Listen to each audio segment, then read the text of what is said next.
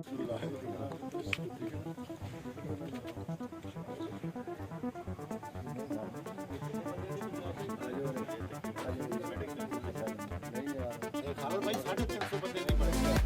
हो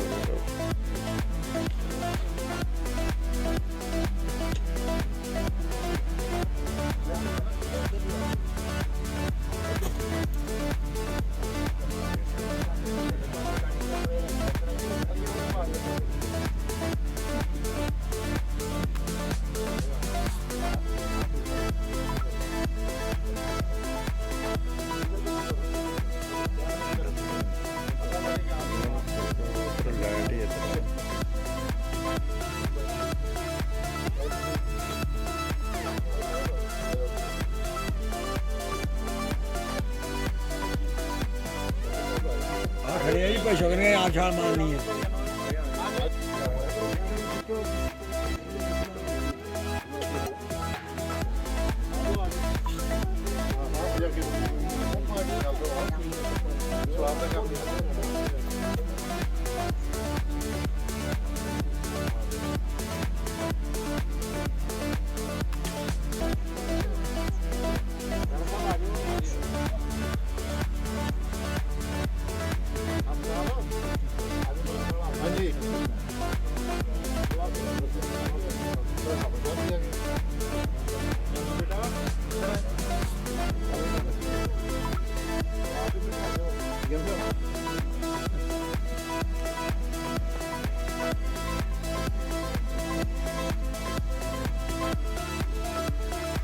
इधर देख के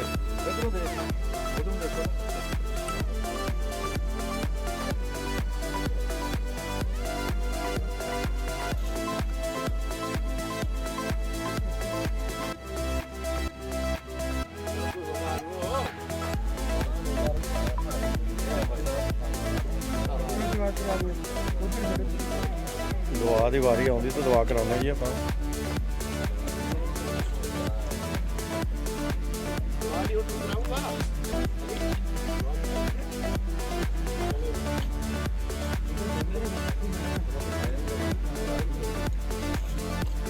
घर हो गए ना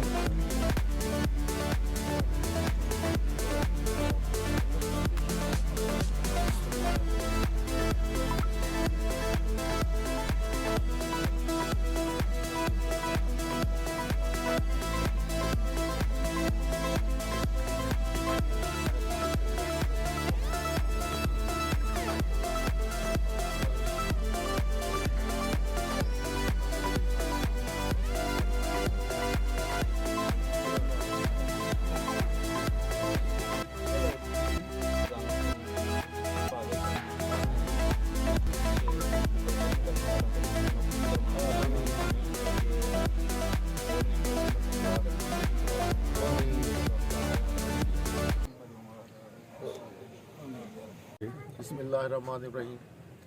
ये मस्जिद जो बना रहे हैं 350 आदमियों के लिए गुंजाइश होगी। इंशाल्लाह हम अपनी गिरा से सारी बना रहे हैं, तो इंशाल्लाह ताला अल्लाह मियाँ इस तकरीबन 6 माह में ये मस्जिद मुकम्मल हो जाएगी और इंशाल्लाह नमाजियों के लिए खोल दी जाएगी। इसमें हर तरह की सहूलत होगी, वज़ू की और अपना एक वाशरूम वगैरह हर चीज़ इसके अंदर होगी। ये किस जगह पे बनाई जा रही है?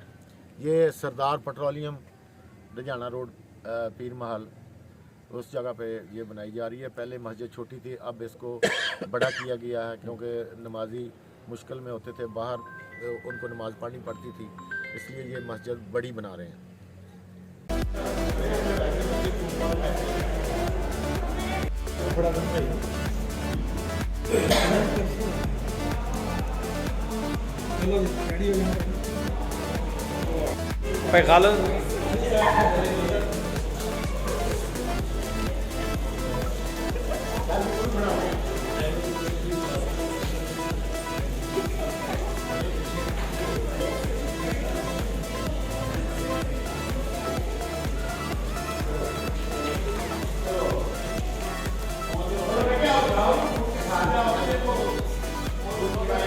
प्रोग्राम नहीं ठीक रहा।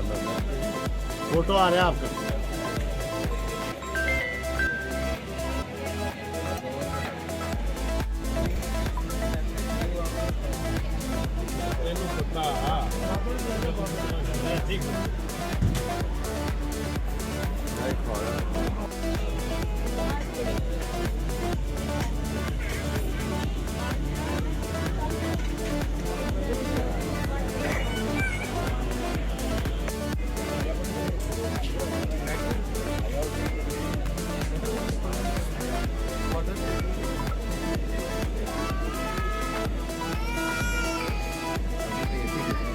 ਨਹੀਂ ਉੱਥੇ ਬੈਠ ਕੇ ਭਾਈ